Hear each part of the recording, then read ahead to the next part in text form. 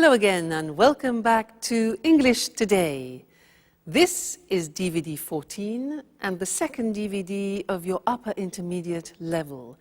And in this DVD, we'll begin with another 2 episodes of our story, That's Life, and then our special TV programs. Our cinema expert will be talking about the film Casablanca. And then in our travel section, we'll be talking about ethical travel.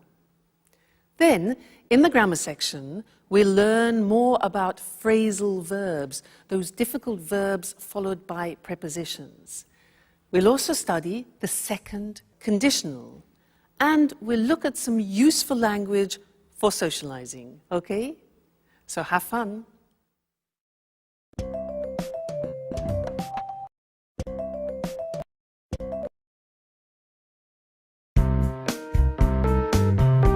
Really? Peter was going to punch Jack? That's right. But luckily I arrived in time. I'm glad I decided to check up on them. Wow. What happened next? Well, Jack and I left, and I think Peter and Sharon carried on with their argument. Wow. Oh, it's a shame I wasn't there. But you knew about Jack and Sharon, didn't you? Well, yes. I found out by chance. I came across a photo of them together while I was cleaning one day. Wow. What an incredible story. Could you stop saying wow? This isn't a film. If it were a film, there would be a happy ending. Well, to tell you the truth, I think this is more exciting than The Bold and the Beautiful. What's going to happen now? I have no idea. If Sharon doesn't go to Japan, I think she and Jack will probably get back together. And how are you getting on? If I were you, I would forget Jack. Oh, don't worry about me. I'll get over him. Good girl. If I were you, I would look after myself. There are other fish in the sea, and you are such a great catch. Thank you, Alice. But to tell you the truth, I'm looking forward to not having a man in my life for a while. Don't say that. I know you're hurt, but what would you do if you met a nice, handsome young man who, by the way, loved cleaning as much as you do? Well, if he loved cleaning as much as I do, I wouldn't let him go. But, you know, men like that are pretty rare. Anyway, getting back to Jack and Sharon, how do you think it will end? Don't worry about that. I'll send you a letter with all the details. And I'm going to miss you, you know. Me too. But I'm happy that you're going to work with your father. It's great that he wants you to come up with the stories for his films. It's what you really wanted, after all. It's true. It's been such a long time since I got on so well with him. And of course, I can't wait to get on with the new film. I'm so excited about it all. Another star in the family. Miss Dubois conquers Hollywood. Actors and actresses doing their best to impress her. No one can keep up with her. Especially because Mars is in line with Scorpio. And what are you going to do now, Anne? Well, the first thing I'll do is look for a new flatmate so I can carry on living in this apartment. You know how expensive it is. If I had the money, I would live here on my own. But you're not alone. There's Jack. And how long do you think he'll stay here?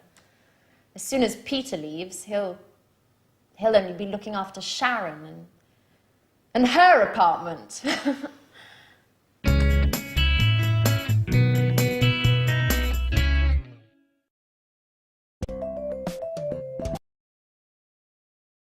Hello again and welcome back for another lesson in your live TV program of English language. I want to look more closely at the dialogue that they just had because they are using some very interesting verbs called phrasal verbs. Now, a phrasal verb, let me give you an example. I'm glad I decided to check up on them. Now, this is a verb with some prepositions. What happens is the verb itself changes its meaning, and it's actually sometimes very difficult to guess what it means. So, when a verb has a preposition, or even two prepositions after it, and it changes its meaning, its original meaning, we call it in English a phrasal verb. So what I want to do with you now is to use the board and also the examples that there were in the dialogue, and we'll see that there are two groups. In fact, the screen will be divided into two groups. One will be two-word phrasal verbs, and the other is three-word phrasal verbs. Let me explain a little bit better. For example, Anne said, the example before, I'm glad I decided to check up on them. You see that? To check up on them. Check with two prepositions. Now, this verb, to check up on them, means to look at something more closely, to examine something more in depth. All right, so that is the new meaning. Anne then said, I think Peter and Sharon carried on with their argument.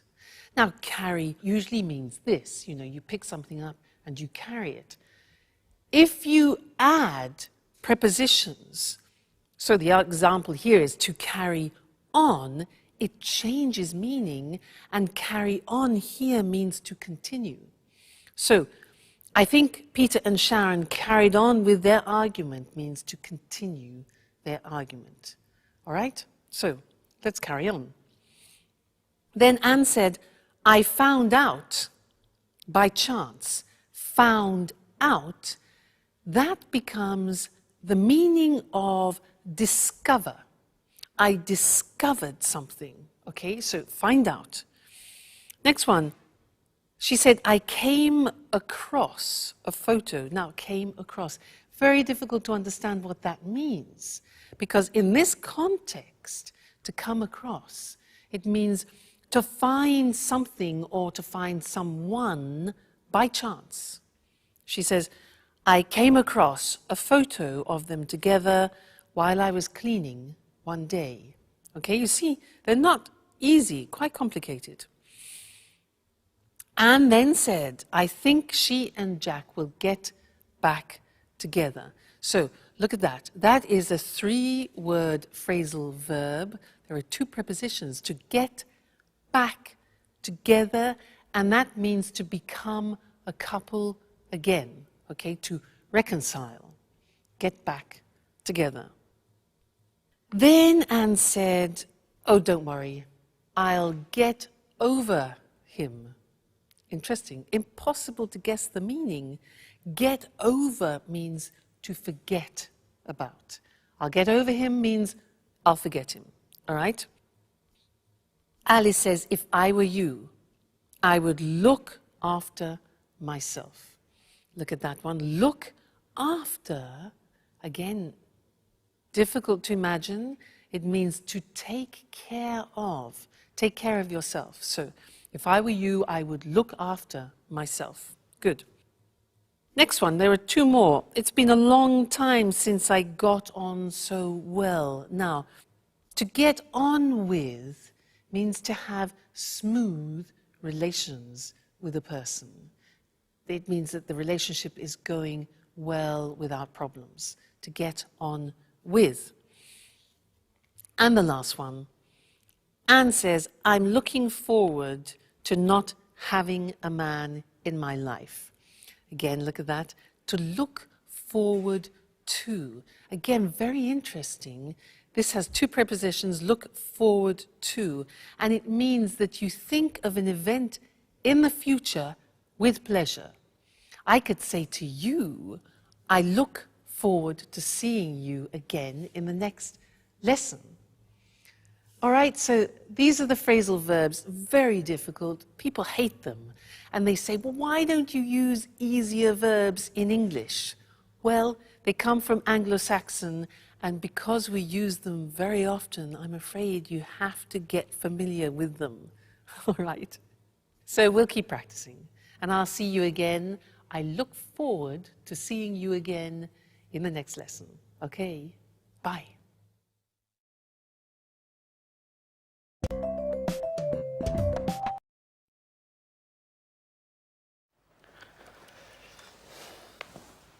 Hi, Sharon. Could I speak to you for a moment? Sure, Peter. I'm listening. You know, I thought a lot about what you told me. Well, I have to admit you're right. I haven't been paying very much attention to you. I won't be angry if you don't want to stay with me. Oh, Peter. Don't worry about me. Just look forward to your musical. It's your big break, isn't it? If you weren't so committed, you wouldn't be the man for the job now, would you? You're a star, right? Yes, I know. It just isn't easy imagining Japan without you. It won't be easy for me either. But I'm sure it's the right decision for both of us. I hope so. If I were rich and famous already, I'd send along my private jet so you could visit me on weekends. Yeah, right. The petrol alone would cost you your fortune. Who cares? I'd be rich. So, while I wait for you to bring your career off and become rich, I might come visit you. Maybe with Anne. But if you're famous, you'll forget all about me. You'd let it go to your head and wouldn't have time to take care of me. I couldn't keep up with all those beautiful young actresses. How could I forget you, Sharon? By the way, would you mind me taking that beautiful photo of you along to Japan with me? The one hanging in the living room. It'll help me when I'm missing you. Especially in the beginning. Of course, Peter. Take it. I'll be happy to give it to you. Thank you. Well, I have to get on with packing.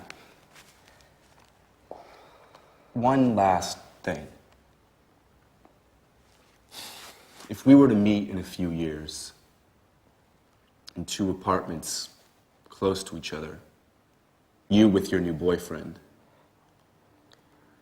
would you pretend not to know me like you did with Jack? Why do you ask me that? Oh, I don't know. Just curious. I guess it would be fun to meet you somewhere else and have a little secret between us two.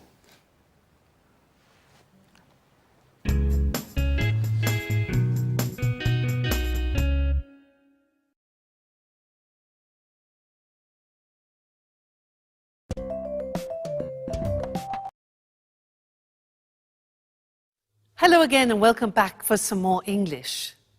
Did you hear Peter say to Sharon, if I were rich and famous, I would send along my private jet so she could visit him at weekends?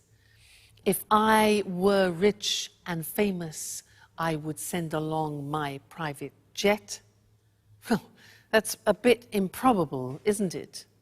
But it's useful for us because it means that we can learn another grammatical form, because he was using the second conditional. Remember in another lesson we learnt the first conditional. This one is the second conditional. So, if I were rich and famous, I'd send along. Now, this is unusual because you say to yourself, wait a minute, if I were, that's not right, because I taught you, I was, you were, he, she, it was, we were, you were, they were. How can you say if I were? Well, it's a special grammatical form. It's a subjunctive form, probably the only subjunctive form left in English. And when you say, if I were you, you're putting yourself in somebody else's shoes.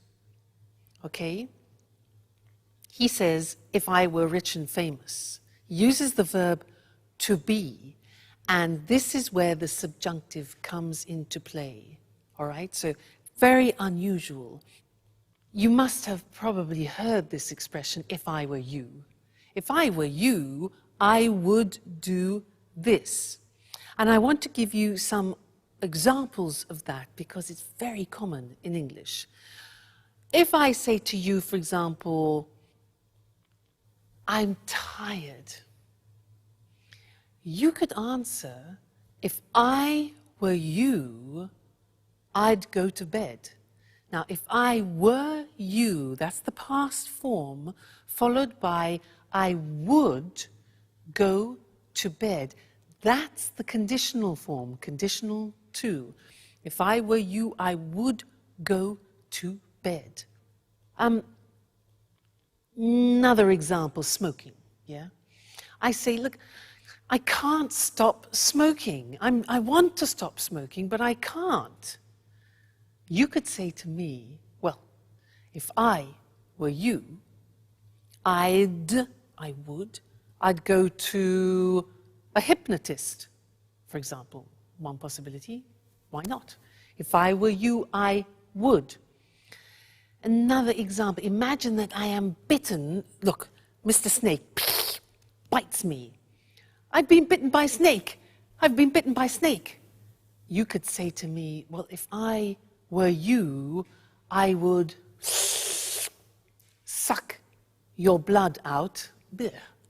Or, if I were you, I would go immediately to a doctor. So do you see how this works? If I were you, I would. Let's go to the screen now because I want to show you that example and also normal examples of the second conditional. So, we use the second conditional when something is improbable. That's why we use if. Let's look at some normal examples. We have if plus the simple past and then would and the infinitive. So a typical example is, if I won the lottery, win 1-1, I'd buy a house. Yeah. If I won the lottery, I'd buy a house. I would buy a house. It's improbable, but if he didn't smoke, negative, past, negative, he wouldn't need an operation.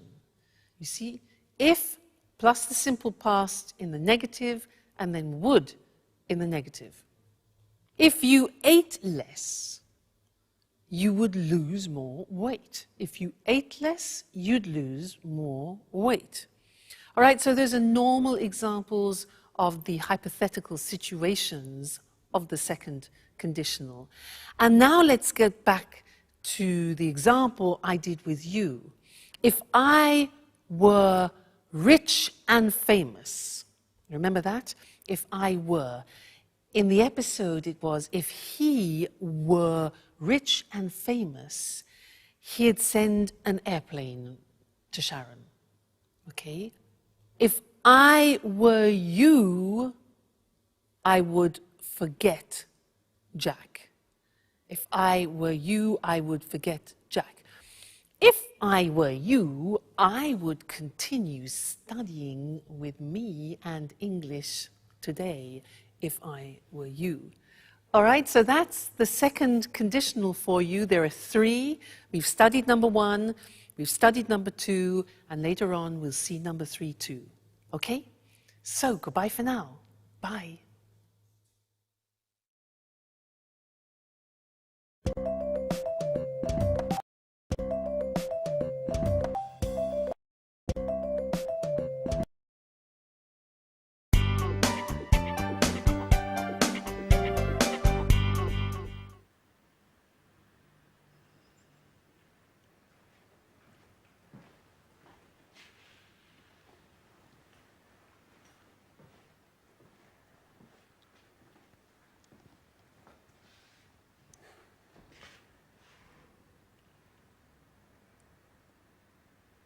So it's just you and me, isn't it, Anne? Well, really, it's just me, all alone. Are you still angry? No, I was just joking. Of course, it'll be difficult to forget a man like you. You're just pulling my leg now, aren't you, Anne? I wanted to say, if it had been a different time in my life, or if there weren't Sharon, maybe we would, or rather, maybe we could.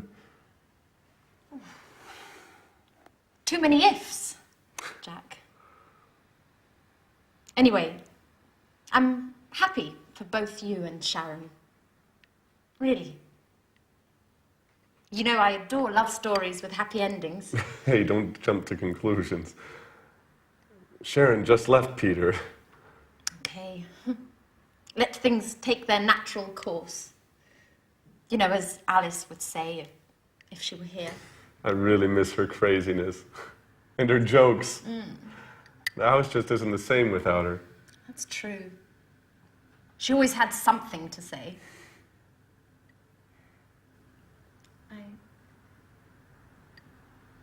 I miss so many things. Like Peter, I even miss his singing exercises. But they were awful. Our poor ears. I know, but I was used to them. By the way, how did things turn out in the end between you two? Pretty well. Well, we had a long talk, and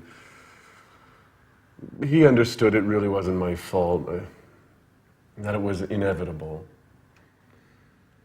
Peter was just too involved with his career to notice Sharon's needs and desires.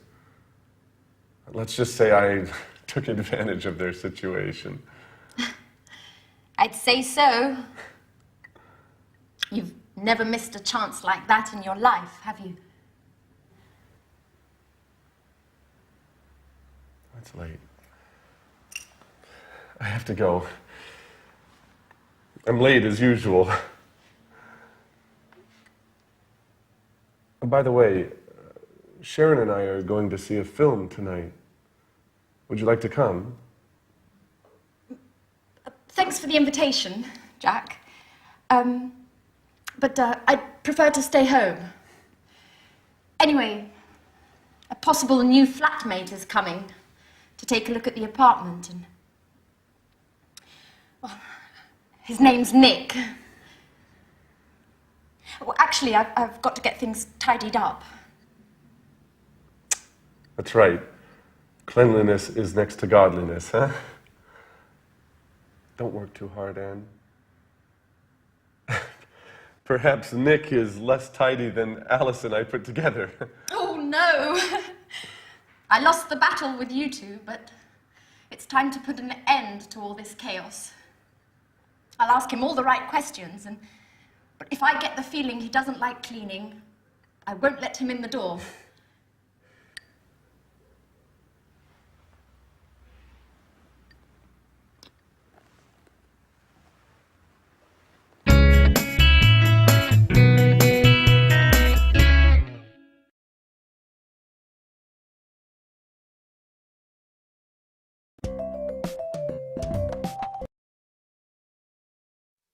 Hello again, everyone. Jack exits and Nick enters. Maybe. We'll see. Now, I have a quiz for you.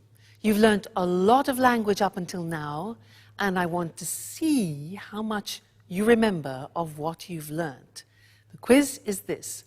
I will say something which is wrong, and you, with all your grammar knowledge, must correct it. Let me give you an example.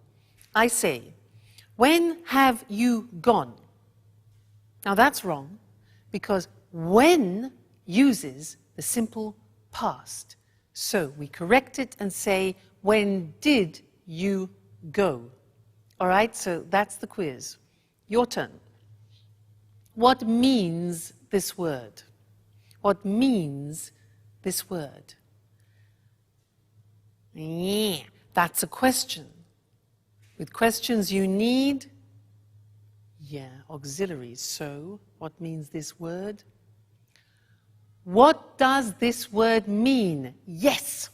Next one. Has he any brothers? Question. Good. It's a question auxiliary. Does he have any brothers? Okay. Next one. This is more difficult. Be careful. I live here since 1977. I live here since 1977. Think of since. Yeah.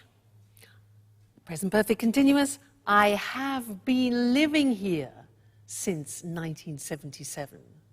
Great. Next one. What do you do tomorrow? What do you do tomorrow? Yeah, exactly. Do you do is the present tense. Tomorrow is the future. So, what are you doing tomorrow? Or what are you going to do tomorrow? Futures. Right. Next one.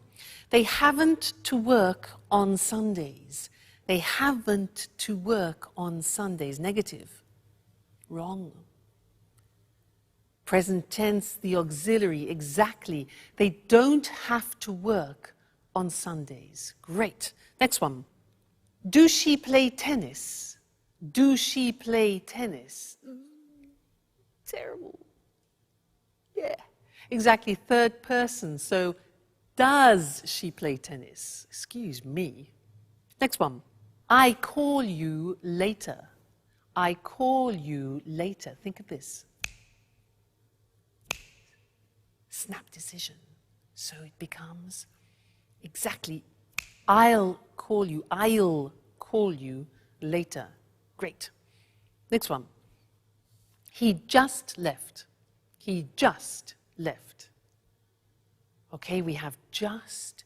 With just, we use genie, just, ever, already, never, yet. Present perfect, so, yeah, he has just left. He has just left. Great. This one here. If I would know, I would tell you. If I would know, I would tell you. Not possible. Second conditional. If I knew, fantastic, I would tell you. And the last one. How much it cost. This is a typical mistake. How much it cost.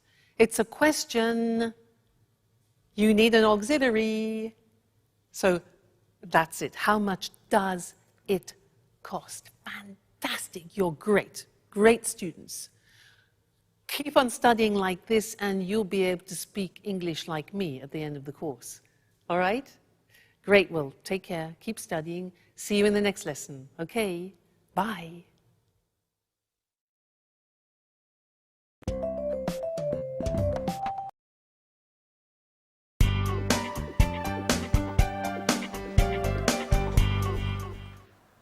Good evening. My name's Nick. How do you do? How do you do, Nick? My name's Anne. It's a pleasure to meet you. The pleasure's all mine. So this is the apartment. It's very beautiful. It's so clean and tidy. I love cleanliness. I'd even say that I'm a maniac for cleaning. Really? Well, yes. My friends give me a hard time. They say that I'm the mommy of the group. Is that so? My friends say the same thing about me. Well, there's another thing, Anne. To tell you the truth, it's a little embarrassing. I have another hobby which I adore. What would that be? Well, I just adore cooking. In fact, could I take a look at the kitchen? Are you okay, Anne? What? The kitchen. Do you think you could show me the kitchen? Oh, I'm sorry. It's just that, well, I love cooking. Fantastic. That way we can experiment and try out new dishes together, okay? So, where is it? Right. The kitchen is in there.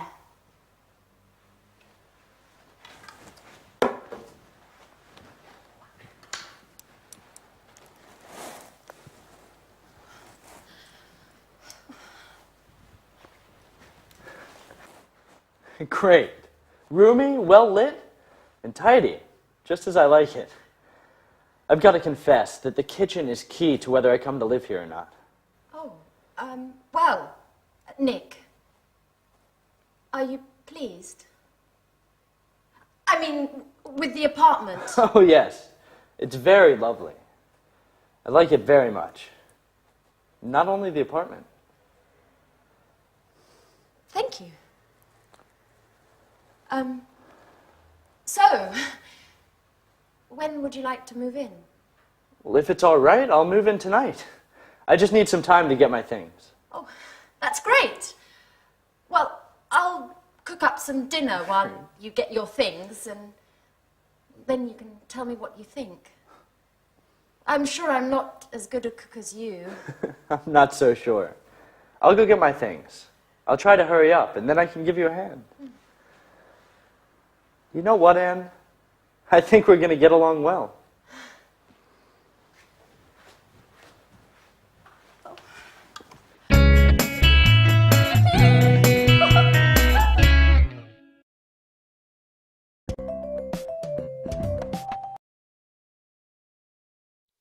So Anne and Nick cleaned happily ever after.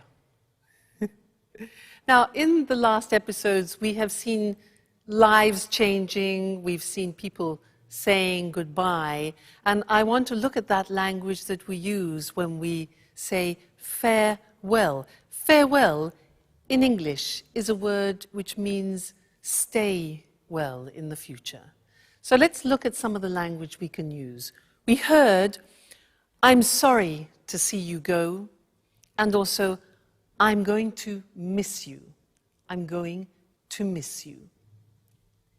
Hope to see you again soon is something we very often use. Hope to see you again soon, okay?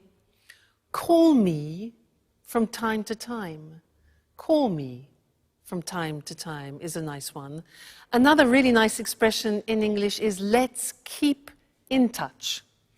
Let's keep in touch, all right, so that you continue having a contact with that person. Let's keep in touch. Let me know how you're doing.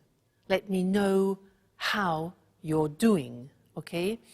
Then saying goodbye to people, some examples are all the best.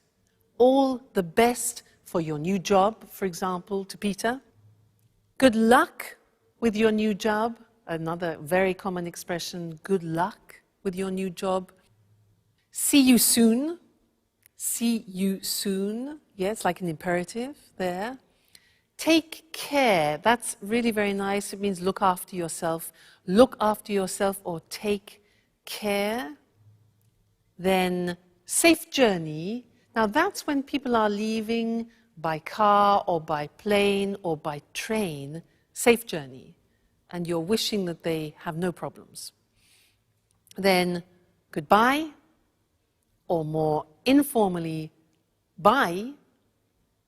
Cheers, which is something that we use a lot in England, and we also use it when you're drinking with someone. Cheers, also for goodbye. Cheers.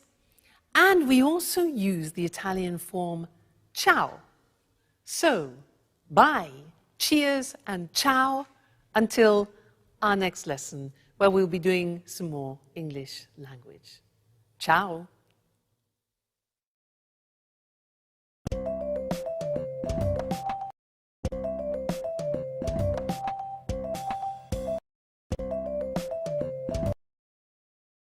Hello, hello. I'm Lucy Ross, and this is Talk Cinema.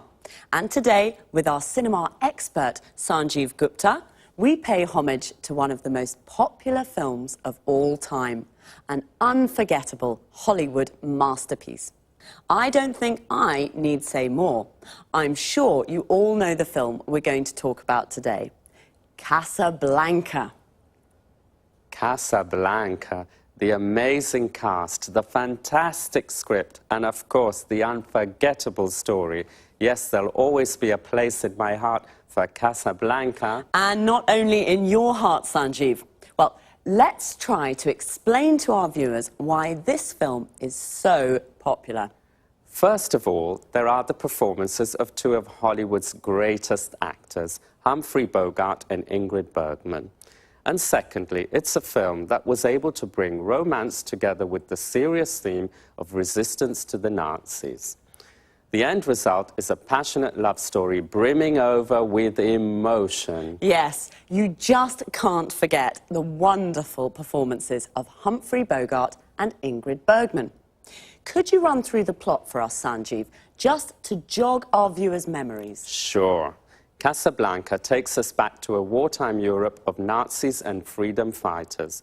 The film, directed by Michael Curtis in 1942, focuses on the character of Rick Blaine, a cynical American who has escaped from occupied France to open an upmarket jazz bar in the Moroccan city of Casablanca. He has to choose between his love for Ilsa and his duty to help her husband Laszlo, a resistance leader, to escape from Morocco to continue his fight against the Nazis. Ilsa first met and fell in love with Rick in Paris. She believed her husband had been killed by the Nazis. When she discovers that Laszlo is still alive, she leaves Rick abruptly without explanation and returns to Laszlo, leaving Rick feeling betrayed and bitter. In the end, Rick sacrifices his love and helps Laszlo and Ilsa to escape to Lisbon. Wow, that's it, yes. Who can forget Rick's famous line to Ilsa as she gets on the plane at the end of the film? We'll always have Paris. That's true.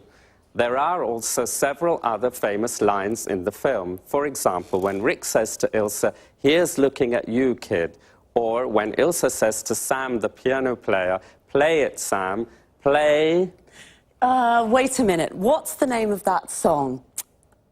Oh yes, I remember. As time goes by, I've sung it so many times.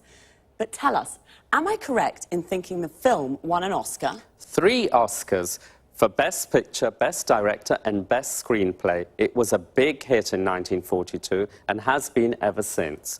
Casablanca represents Hollywood at its best. A film with undying universal appeal. The film is still shown regularly in America. Really? Do you mean on TV or in the cinema? Both, actually. You know, colleges across the USA show the film every year during the week of graduation exams. This has helped keep the film popular. Well, it certainly is an unforgettable film. That's Casablanca. Thanks to our expert, Sanjeev. Goodbye, Lucy. Goodbye. And goodbye, everyone. See you again soon with the next edition of Talk Cinema. So, have you seen Casablanca? It really is an unforgettable masterpiece. We say something is unforgettable when it's difficult to forget. Casablanca is unforgettable because it's such a good film. We call it a masterpiece. A masterpiece is an excellent piece of work We usually use it for films, books, and art. Why is Casablanca such an unforgettable film? First of all, the amazing cast. Amazing here means incredible, very good. The cast is all the actors of a film. Casablanca features Humphrey Bogart and Ingrid Bergman. If you've seen it, you can't forget their incredible performances. An actor's performance is the way the actor plays his or her role. Secondly, the script. The script is the text of a film or a play. In fact, Casablanca won 3 Oscars, one for the best screenplay. The screenplay is another word for the script. It won Best Director. The director was Michael Curtiz. We say it was directed by Michael Curtiz. And it won Best Picture. Best Picture means best film. I'll quickly run through the plot to jog your memories. What does all that mean? To run through something means to make a brief summary. The plot is the storyline, what happens in the film. And to jog someone's memory means to help them remember. Sanjeev jogged my memory. He made me remember some famous lines from the film. A line is something an actor says in the film. One of the most famous lines is, "At the end of the film, we'll always have Paris." Notice how we say, "at the end of something," but "in the end" means finally, after some time. And now it's time for me to say goodbye. So see you all next time. Bye.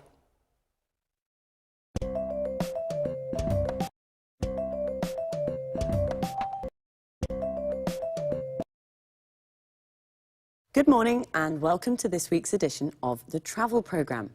In the studio with me, as always, is Christine Oteng, our travel expert. Good morning, Lucy, and hello to everyone. Are you dreaming of your next holiday? You can't wait to get away from it all. Thinking of going to an exotic, tropical destination? Well, let's have a look at some suggestions that will make your travels more rewarding and help local people too. So over to you, Christine. Thanks, Lucy. Well, the golden rule for a true traveller is to respect the culture and environment of the country you're visiting. This is why I want to talk today about ethical travel. I'm not talking here about a weekend in Paris or a week on a Greek island, but more about tourism to more distant locations in poor, developing countries. Ethical travel is all about what to do when you're on holiday in one of these countries. Can you give an example? Sure. To start with, before you leave home, try to choose a travel company that gives part of its profits to a fund that supports local community projects. You know, with traditional tourism, only a very small percentage of the income generated by visitors actually goes to local people. Most of the money that tourists spend goes to multinational companies. Usually, these companies take their profits out of the country and do very little to help local communities and the local environment. You're right. The tourist industry can be a very cutthroat business. So do you have any other suggestions on how we can travel ethically? Sure. Choose a resort that is built with local materials in the local style, or stay in local family-run hotels. Shop and eat where local people do. Use public transport and try to learn a few words of the language before you leave home. The only way to really get to know a country is to get in touch with local people. So it can be useful to read up on the place you're going to visit and its culture before you leave home. Of course, tourists usually see the local culture as something colourful and exotic without really understanding it very well. It's important, though, to learn about local traditions and to respect them. Do this and your holiday will be much more rewarding experience. One more thing. Do remember to always ask before taking photos. And what about shopping? Is this against the concept of ethical travel? Absolutely not. Shopping's always fun, but do use your head when shopping. I mean, try to buy souvenirs from local markets and always pay a fair price for goods. Bargaining's fine, but don't beat the locals down too much. One important thing, never buy souvenirs made from endangered species. This is illegal and damages the local ecosystem. Fine. So an ethical traveller is a responsible tourist who knows how to combine the joys of travelling with a respect for the local culture and environment. Any more advice for us, Christine? Yes, just one last thing. Follow these suggestions and your travels will be a lot more rewarding and much more fun. I'm sure they will be. Well, thanks, Christine, for your really useful tips on how to be an ethical traveller. Well, that's all we have time for today, so goodbye, Christine. Goodbye to all travellers, and remember, travel ethically and enjoy your holidays more. See you soon with another edition of the Travel Programme. Goodbye. Well, I can't wait to get away from it all. I can't wait is an expression that means you're looking forward to something. To get away from it all means to have a holiday and leave your daily life behind. Today, Christine gave us some tips on how to be an ethical traveller. A tip is a piece of advice, a suggestion. First of all, what is ethical travel? It's travel that respects the local culture and environment. Local means from a specific place. For example, the local people are the people that live in a place, and the local culture is the culture from that place. The environment is the world that surrounds us, all the social, physical and cultural conditions of a place. Christine gave us a golden rule, a rule that should not be broken. The golden rule for an ethical traveller is, in fact, to respect the local culture and environment. She also suggested choosing a travel company that gives some of its profit to local communities.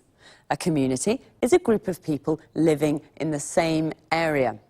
A travel company is a company that organises tours to various parts of the world. And you should read up on the place you want to visit. To read up on something means to research and get information about something. The best place to stay is in a family-run hotel. Family-run means it's owned and managed by a family. And when you go shopping in a market, bargaining is okay. To bargain means to decide the price with the seller. If something costs $20, you bargain to pay $15. But don't beat the locals down too much. To beat someone down means to force them to reduce the price of something. That's all for this week. See you again soon.